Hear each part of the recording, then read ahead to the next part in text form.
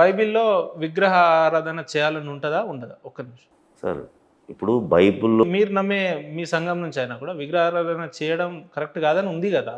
అలాంటప్పుడు ఆయన వాదన ఏంటంటే యేసు ప్రభు ఈ విగ్రహంలో లేడని వాళ్ళు ఎవరైతే నిజమైన క్రిస్టియన్ నమ్ముతారు కాబట్టి విగ్రహాన్ని పలగొట్టవచ్చు, లేదంటే దాని మీద ఉమ్మొచ్చు, ఇంకేదన్నా చేయొచ్చు, తప్పేముంది అంటాడు ఆయన. ఎందుకు ఆ మాటలు ఎందుకు?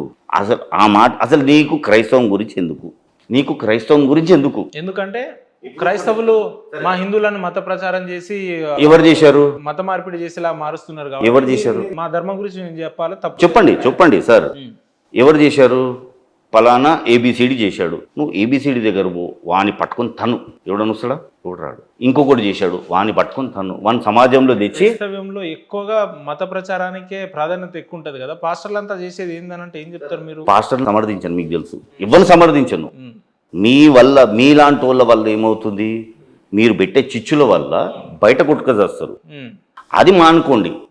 మీకు ఒకవేళ ఆ పర్సన్, అతను చాలా మందికి ఫోన్ చేస్తాడు, మీకు తెలుసు. అతను ఏదైనా అసభ్యకరమైన వ్యాఖ్యలు చేస్తే హిందుత్వం మీద, భగవద్గీత పైన, అతన్ని తెచ్చి ఇక్కడ కూర్చోబెట్టి మాట్లాడు, లేదా సంజాయించు.